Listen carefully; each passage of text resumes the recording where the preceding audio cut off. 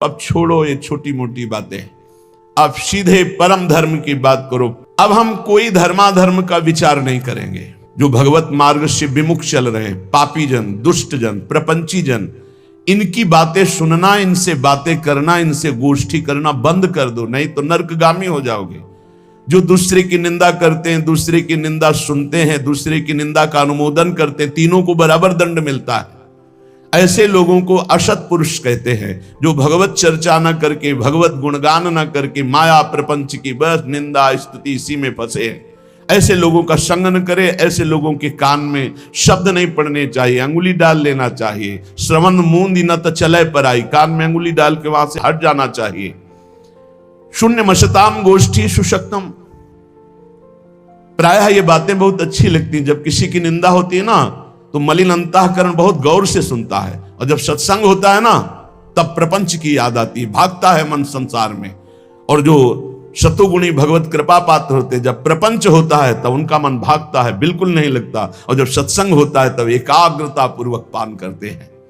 इसलिए शून्य मशताम गोष्ठीषु, ये जो दुष्ट जन है, जो कुसंगी जन है, जो दूसरे की निंदा करते हैं, अरे कहां भगवत आनंद की रसानुभूति करने के लिए मानव देह मिला है, और कहां ऐसे गंदे लोगों का संग करके जो दूसरों की अवहेलना, दूसरों की निंदा, पूरा जीवन केवल इसी बात में है।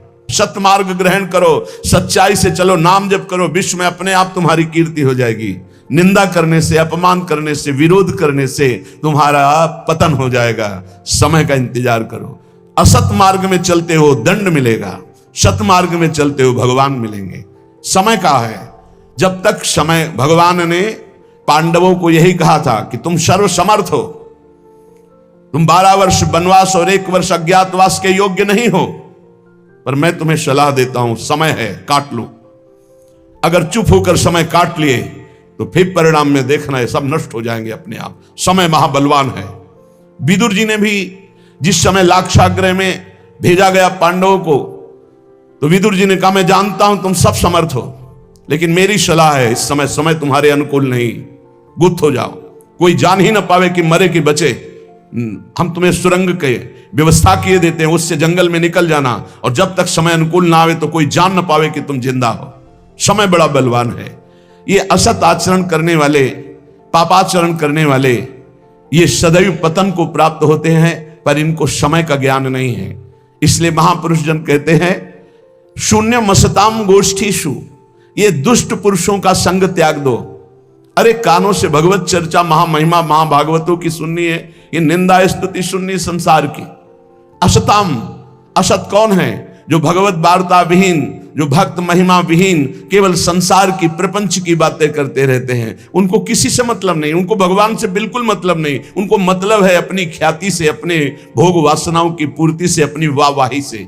ऐसे असत पुरुषों के संग का त्याग कर दे। और अशक्तम, कभी काम, क्रोध और अहंकार की वशीभूत ना हो जाए। ऐसा कभी दोष ना आने पावे कि आप काम से उन्मत्त हो गए, क्रोध से उन्मत्त हो गए, अहंकार से उन्मत्त हो गए, तो फिर ये बलात् आपको नष्ट कर देगा, बलपूर्वक। काम क्रोधो मदादि भी प्रतिपदम निष्प्रियमाणम बलात्, ये तुम्हारा अप्रिय कर देंगे। आज तक कोई कामी पुरुष, क्रोधी पुरुष, अभिमानी पुरुष कभी मंगल को प्राप्त नहीं हुआ, सदैव अमंगल हुआ है। असत पुरुषों का संग त्याग दो, और काम, क्रोध और अहंकार की वृत्तियों पर शासन करो। शासन वही कर सकता है जो सत्संग सुनता है, जो नाम जप करता है, उसकी बुद्धि पवित्र होती। पवित्र बुद्धि मन पर शासन करती है, तभी काम, क्रोध और अहंकार मिटता है। विचार के द्वारा मिटता है, परम पवित्र विचारों के द्वारा अहंकार का नाश होता है, कामनाओं का नाश होता है। और क्रोध की स्वयं सत्ता नहीं, क्रोध तो काम से प्रकट होता है। कामा संजायते क्रोधा।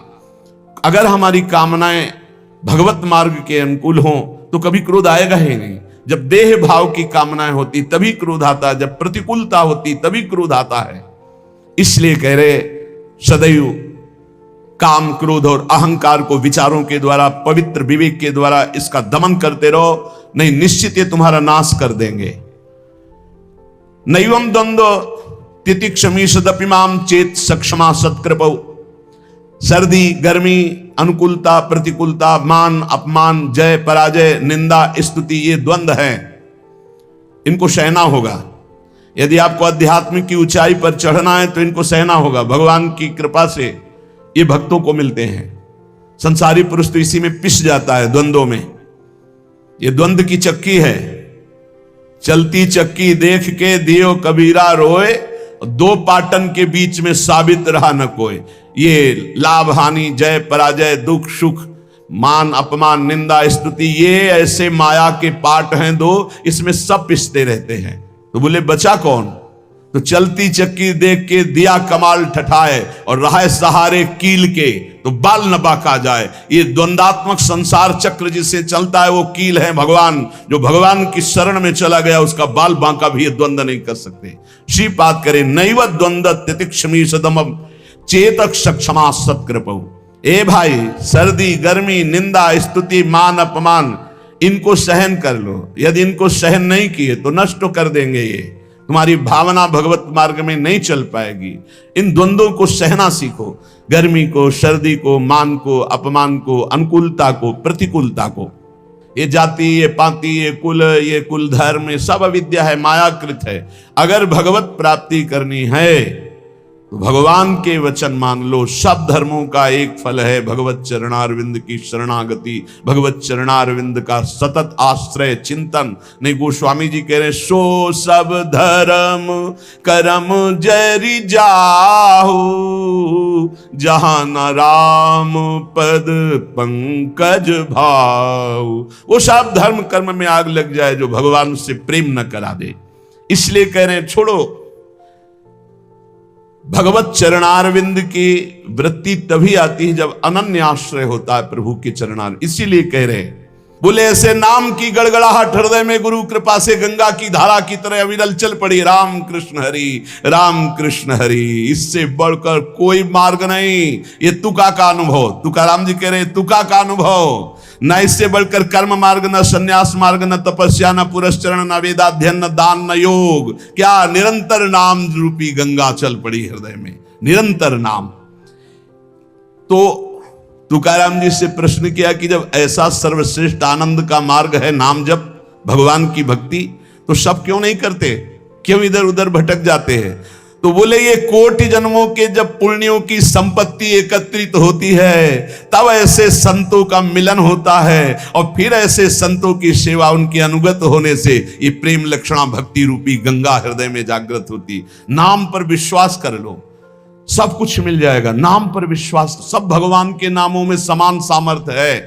तुम्हें जो प्रिय लगे खूब नाम जप करो, लेकिन बात बनेगी जो गुरुदेव के मुख से निकला हुआ नाम मिला है। रामकृष्ण हरि जपते थे तो कह रहे जैसे मोट से सिंचाई खेत की, लेकिन जब गुरुदेव ने दिया तो ऐसा लगा जैसे गंगा की धारा ऐसे फूट गई, खेत लबालब भर गया, ऐसे हृदय मेरा आनंद से भर गया। अनेक जन्मों के जब पुण्य एकत्रित होते हैं तब ऐसे संतों का संग मिलता है और ऐसे संतों से फिर भक्ति गंगा की तरह उल्लसित हो जाती है। श्री तुकाराम जी के वचन भगवान से कहते हैं कि प्रभु वैसे तो पैसे देकर के लोग सेवक रखते हैं और हम तो बिना पैसे के आपके सेवक हैं, क्यों नहीं आप हमको अपनी सेवा में रख लेते? वैसे तो सेवा पैसे दे के कराई जाती है। प्रभु इतनी बात तो याद कर लो कि बड़े का लड़का यदि फटे पुराने कपड़े पहनकर किसी से मांग कर तो बेइज्जती बड़े की होती है। लोग पूछते हैं कि ये कौन, किसका लड़का है? बोले उन अरबपति का है। कितना कंजूस आदमी है, लड़का ऐसी स्थिति में घूम रहा, खुद अरबपति है। तो बोले प्रभु अवगुणी हूं, मलिन हूं और भिखारी भी हूं, पर हूं किनका आप समझ लो। लोग यही कहेंगे कि पांडुरंगा विट्ठल का है ये, अब अपनी इज्जत संभालो आप। ये देखो गूढ़ बातें हैं। इतनी ठसक प्रभु से अपनेपन की हो जाए कि ना सब मैं किसका हूं। जैसे एक बार बड़ा सुख मिला था, प्रारंभ की बात है, भिक्षा मांग रहे थे तो एक वयोवृद्ध ब्रजवासी बैठे हुए थे, बिहारी जी की गोस्वामी। सुनरी ये राधा वल्लभ जी को बाबा जी आयो है, माधुकरी दो। ये शब्द कान में जो ही पड़े, माधुकरी लिया, अंधेरी गलियां थी, एक गली में घुस गए, एकांत में खड़े होकर रोने लगे, प्रभु आज तो हम निहाल हो गए, क्योंकि देखो ब्रजवासी जन नाम से आपके जोड़ दिया कि बाबा जी किसको बोले, राधा वल्लभ जी को बाबा जी। तो अब समझो महाराज, अब हमारी कोई बात नहीं रहेगी, अब बात आपकी रह गई। बाद में आया है बाबा जी, पहले राधा वल्लभ आया है। किसको बाबा जी बोले, राधा वल्लभ जी को बाबा जी आए हो। महाराज हम तो निहाल हो गए, क्योंकि अब आपका नाम हमारे नाम के आगे चढ़ गया। कौन? और बोले वही राधा वल्लभी। अच्छा, पहले आप आओगे सरकार। वैसे ही कह रहे श्री तुकाराम जी कि बड़ा का लड़का यदि दीन दुखी होकर के मांगता दिखाई दे तो लोग पूछते हैं किसका लड़का? बोले अमुक का लड़का। तो हे पांडुरंगा, मलिन हूं, अवगुणी हूं, पर आपका हूं। अब आप अपनी तरफ देखना, आपको तो अपनी इज्जत बचाने के लिए मुझे स्वीकार करना ही है, मेरा पालन करना ही है। क्या? मेरे हृदय को निर्मल करके अपनी प्रेम लक्षणा भक्ति प्रकाशित कर दो। श्री तुकाराम जी कहते हैं, जब उपासक प्राणी मात्र में अपने भगवान की भावना करता है और सबको सुख पहुंचाने की, सुख देवे को चाव चित सब सोहित निष्काम, उसी समय उसके हृदय में भगवत प्राप्ति की लालसा जागृत होती है। ध्यान रखना, सबको सुख देने की भावना, सब में भगवत भावना, तो इस भावना के बल से उसके हृदय में भावना जागृत हो जाती है कि मैं भावना तो कर रहा हूं कि सब में प्रभु हैं, लेकिन वो प्रभु कभी मेरे नेत्र गोचर तो हुए नहीं, मैंने देखा तो कब देखूंगा, कब व्याकुलता ऐसी आएगी। जो हर आचरण संतों को साक्षी करके करता है वो बहुत जल्दी भगवत प्राप्त हो जाता है।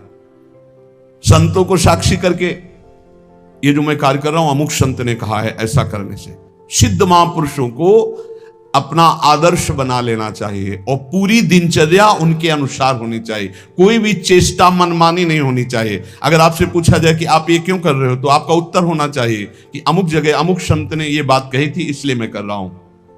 संत को साक्षी बना करके ही हमारी संपूर्ण दिनचर्या, हमारे गुरु ने ऐसा हमको कहा है कि आप ऐसे कीजिए, ऐसे कीजिए, ऐसे कीजिए। एक ने पूछा था कि आपके गुरुजी तो सफेद भी पहनते हैं और आप बराबर 12 महीना पीला ही क्यों उड़ते हैं? उनका गुरुजी ने हमको ये सफेद की आज्ञा नहीं करी थी। हमें जिस दिन विरक्त वेश दिया था यही दिया था, नीचे मार्किंग ऊपर पीला, आजीवन उसी का पालन कर रहे हैं।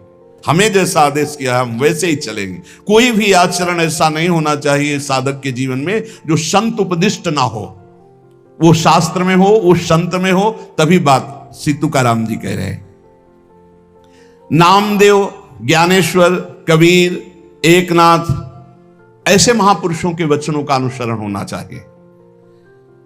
एके घाई खेलताम न पड़सी डाई, दुचाले ने ढकसिल भाई रे, त्रिगुणांचे फेरी तू थोर कष्टी होसी, या चौघांची तरधर साई रे। अगर एक भाव से खेलोगे तो ये माया दांव में तुम्हें फंसा नहीं पाएगी। एक भाव संतों के आदेश से आपका खाना पीना, उठना बैठना, चलना, क्रियाकर्म सब शास्त्र सम्मत, संत सम्मत होना चाहिए। और दुविधा से खेलोगे तो ठगी बहुत जोर की माया की तुम्हें ठग लेगी।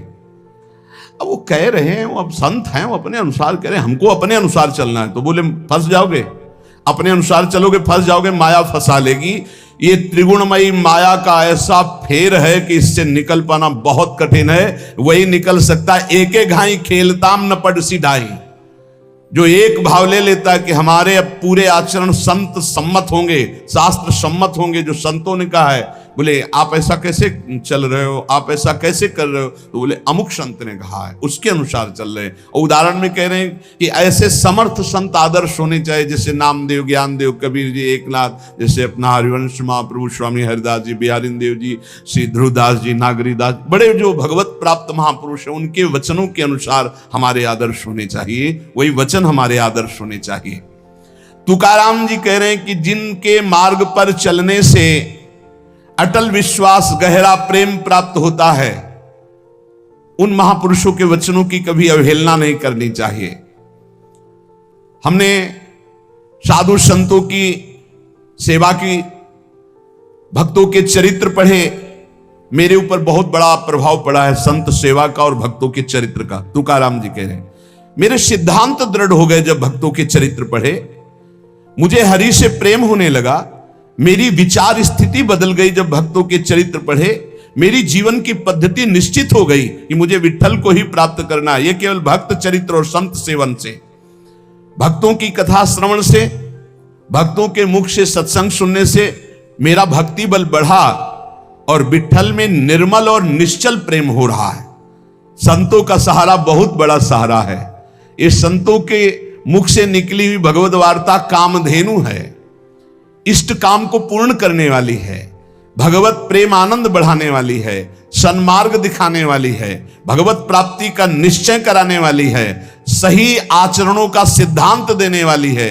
जो संतों के मुख से निकली हुई चर्चा है, तुकाराम जी कहते हैं इससे इष्ट भाव पुष्ट हुआ, शीलवान हुए, साक्षात्कार करने की लालसा बढ़ी, धर्मी और नीति इनमें हमारे जीवन में बहुत लाभ प्राप्त हुआ।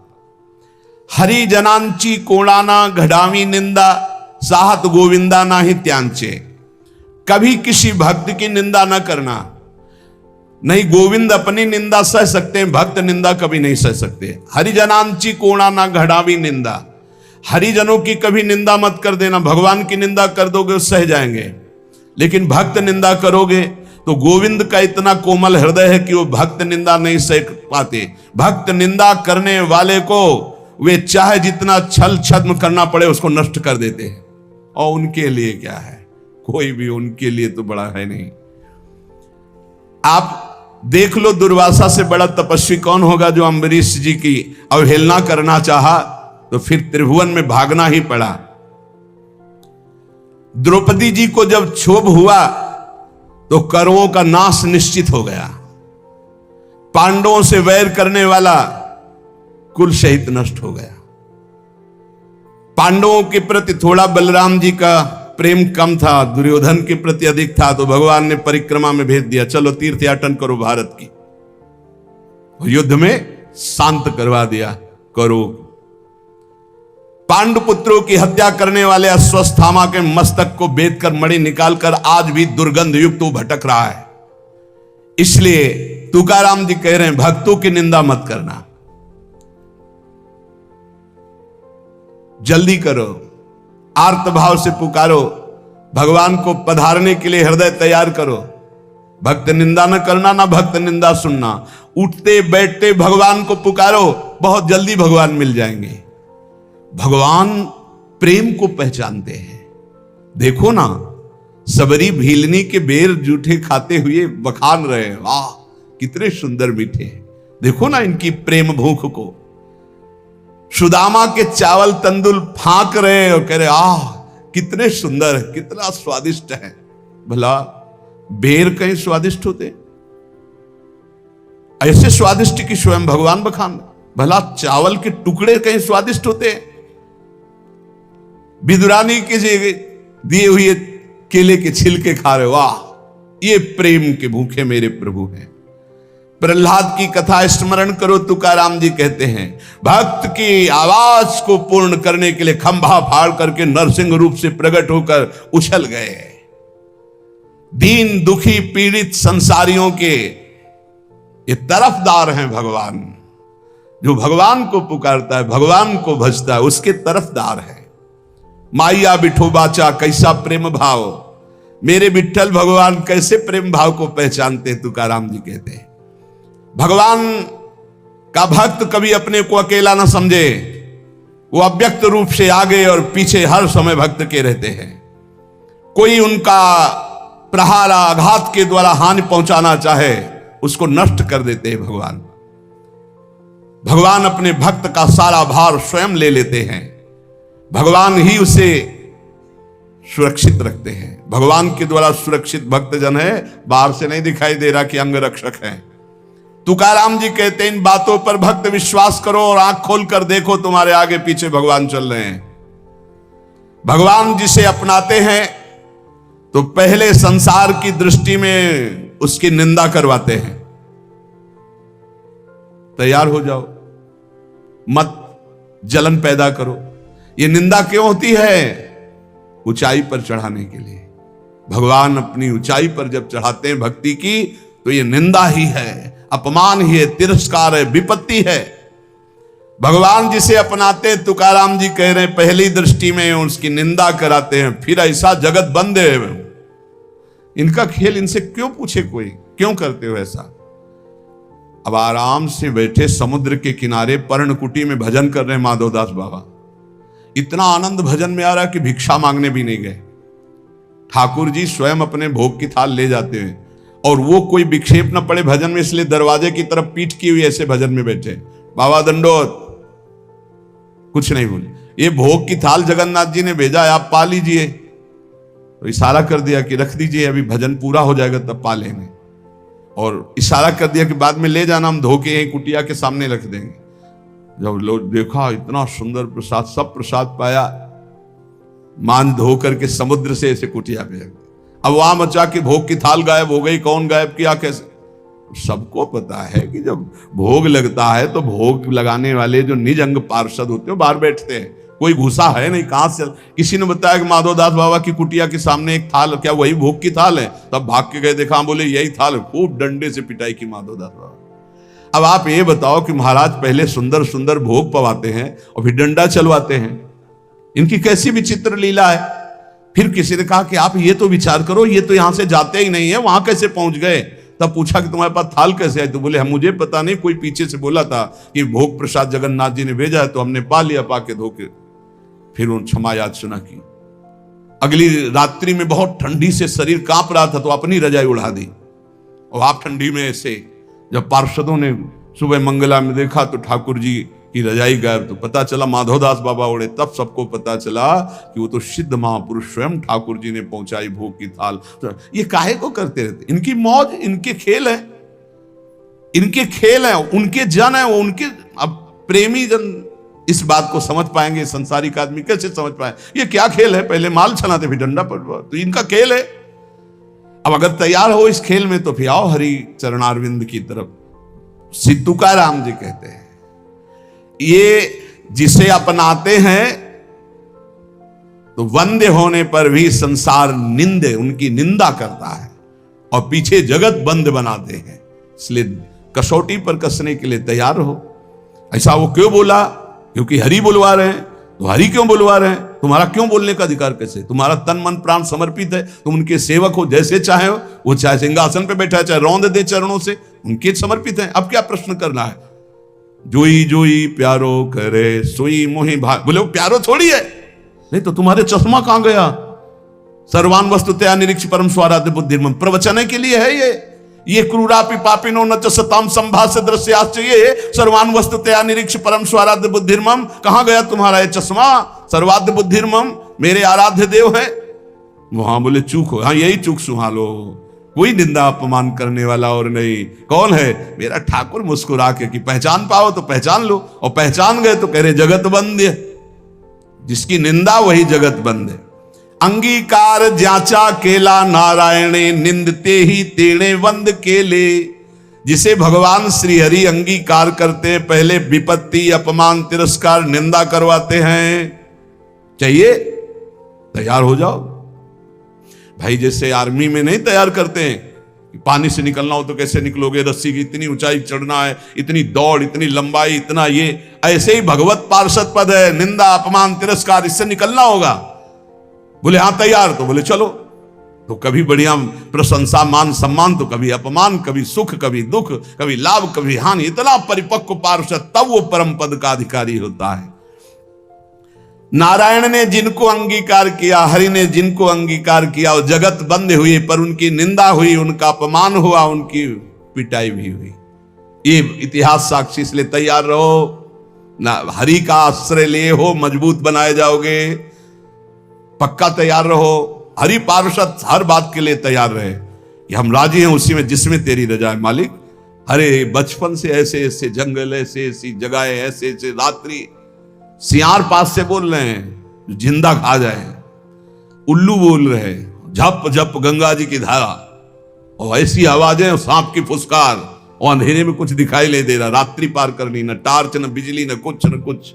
वहां कौन है? हरि शरणम, भगवान आज तक कभी बिच्छी ने नहीं मारा, कभी सांप ने नहीं काटा, कभी किसी कीड़े ने नहीं काटा, कभी भूत प्रेत ने हमको कोई सताया नहीं, कभी कोई कहीं कुछ नहीं। अगर हम भूखे रहे तो इतना आनंद प्रदान किया हरि ने, कदम कदम पर सुख प्रदान किया। नहीं, डरना नहीं, भगवत मार्ग में डरना मना है। अभय किस बात से? अगर तुम्हें चाहिए ना कि अभी तुम मर जाओ तो हम जीना क्यों चाहें? तुम चाहते हो कि अभी तुम्हारी निंदा हो तो हम प्रशंसा क्यों चाहेंगे? मालिक आप जैसे राजी रहोगे। आप चाहते हो अस्वस्थ रहो तो हम स्वस्थ रहना क्यों चाहेंगे?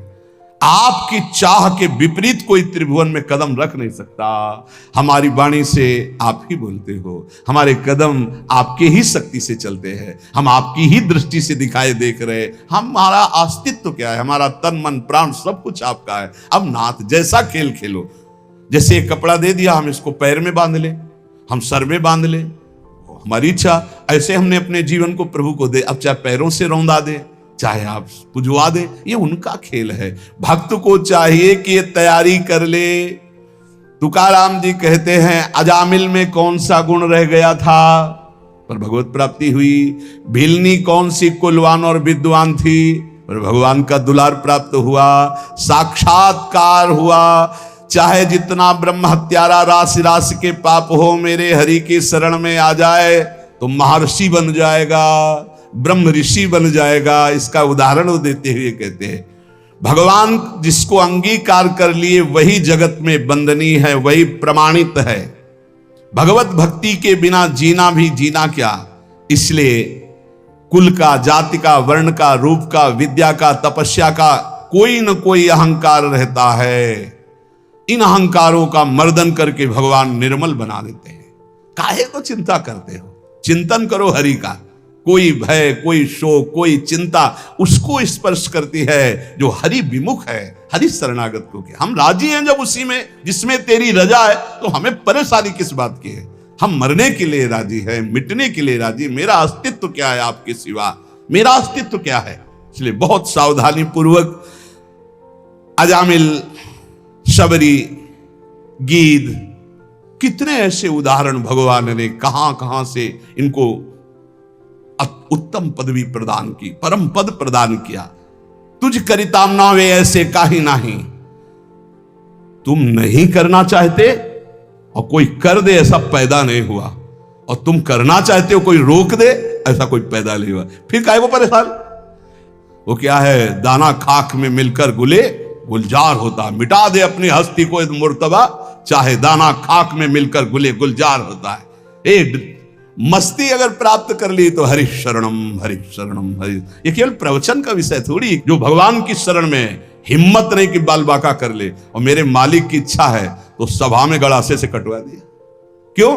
क्योंकि अंतिम निर्णय है, भगवान का अंतिम निर्णय है। देखो पूज्य पादुड़िया होगा, देखो श्री मग्नानंद सरस्वती जी, अंतिम निर्णय है।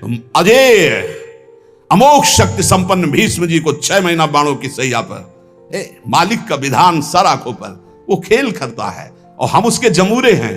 जैसा इशारा होगा वैसे खेल खेलना है। वो बोले हमसे ताल ठोको तो ताल ठोक देंगे, बोले हमारे आगे घुटने टेको तो घुटने टेक देंगे। हमारे लिए ताल ठोकना और घुटने टेकना दोनों बराबर है, क्योंकि हम आपके लिए है ना।